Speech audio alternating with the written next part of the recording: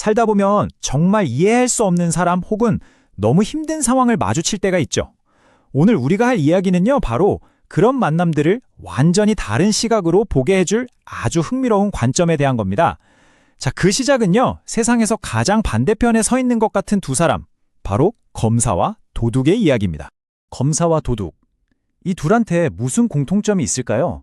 글쎄요, 겉으로 보기엔 정말 아무것도 없어 보이죠. 한쪽은 법을 지키고 다른 한쪽은 법을 어기니까요.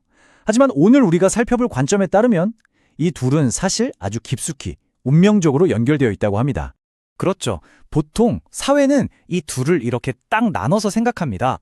뭐 선과 악, 질서와 혼돈처럼요. 서로 절대 섞일 수 없는 존재라고 여기죠. 근데 만약에 말이죠, 이 둘의 관계가 단순히 대립하는 게 아니라 서로가 서로를 완성시켜주는 더 깊은 차원의 연결고리라면 어떨까요? 바로 이겁니다. 이게 오늘 이야기의 핵심이에요. 전혀 다른 길을 가는 것 같은 검사와 도둑이 사실은 사주라는 보이지 않는 끈으로 묶인 일종의 운명 공동체라는 거죠. 오? 이게 대체 무슨 소리일까요? 한번 제대로 파고 들어가 보시죠. 그러니까 이 관점에 따르면요, 검사가 도둑을 만나는 건 단순히 벌을 주기 위해서가 아니라는 겁니다. 오히려 같은 교실에 배정된 두 학생처럼 서로에게서 무언가를 배우기 위해 만나는, 뭐랄까, 필수교양 과목 같은 거라는 거죠. 자, 이 원리가 현실에서 어떻게 작동하는지 첫 번째 사례를 보면서 좀 더 구체적으로 알아볼게요. 교도소의 교도관을 한번 예로 들어보죠. 매일같이 수감자들을 마주하는 직업이잖아요. 이 철학의 눈으로 보면 교도소는 그냥 직장이 아니라 아주 중요한 배움의 장, 그러니까 교실이 되는 겁니다. 교도관과 수감자는 서로에게서 무언가 결정적인 걸 배우기 위해 그곳에서 만났다는 거죠. 만약에 어떤 교도관이 자기 일을 그냥 시간 때우는 일이 아니라 하나의 연구과제로 삼는다면 어떻게 될까요? 여기 보시는 것처럼 수감자들을 깊이 관찰하고 그들이 왜 그런 행동을 했는지 근본 원인을 파헤치는 거죠. 그리고 그 통찰을 책이나 보고서로 써서 사회에 알리는 겁니다. 그럼으로써 미래의 범죄를 막는 데 기여하게 되고요. 바로 이것이 자신의 운명을 바꾸고 그 교실을 졸업하는 길이라는 겁니다. 그럼 만약 이 기회를 그냥 흘려보내면 어떻게 될까요? 와, 표현이 아주 직설적이죠? 배움이나 기여 없이 그냥 같은 자리에만 머무는 건 졸업시험을 통과 못하고 계속 유급하는 거나 마찬가지라는 아주 따끔한 지적입니다. 자, 이 교실과 졸업이라는 원리, 이제 우리가 처음 이야기했던 검사에게 그대로 한번 적용해 보겠습니다. 그렇다면 검사의 교실은 어디이고 또 그의 학생 혹은 그의 스승은 누구일까요? 네, 바로 이 지점에서 우리가 처음 던졌던 질문, 검사와 도둑의 관계로 다시 돌아오게 됩니다. 여기서 정말 기가 막힌 비유가 나옵니다. 검사가 마주하는 모든 범죄자는요, 사실 그냥 범죄자가 아니라 살아있는 책이라는 거예요. 우리 사회가 가진 문제점, 인간 본성의 어두운 면, 또 법이나 시스템의 허점 같은 교훈들을 가득 담아서 검사의 책상 위로 배달된 한 권의 책이라는 거죠.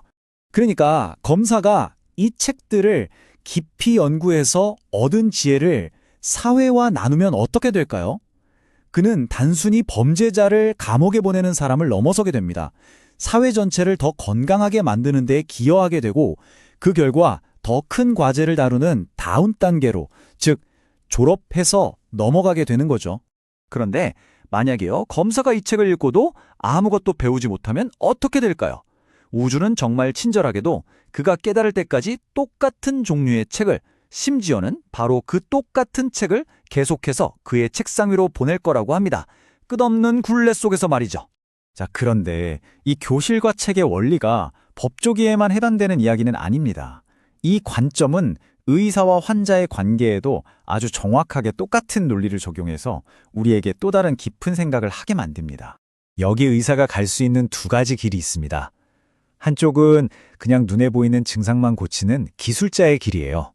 다른 한쪽은 환자를 살아있는 한 권의 책으로 보고 그 사람의 삶과 마음까지 들여다보면서 병의 근본 원인을 찾아내는 진정한 치유자의 길이죠. 결국 핵심은 이겁니다. 환자가 곧 의사의 스승이라는 거죠. 이 배움의 과정을 통과하지 못하면 아무리 실력이 뛰어나도 평생 기술자로 남을 뿐 사회 전체의 건강 문제에 기여하는 진정한 치유자의 단계로는 결코 졸업할 수 없다는 이야기입니다.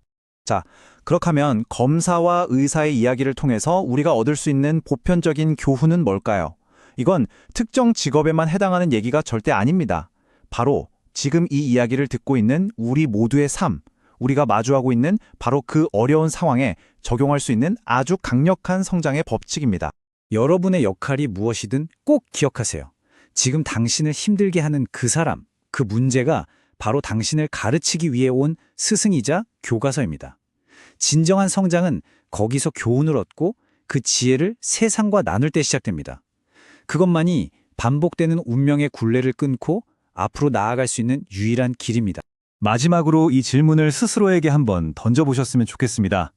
지금 당신의 삶은 당신에게 무엇을 가르치려고 하고 있나요?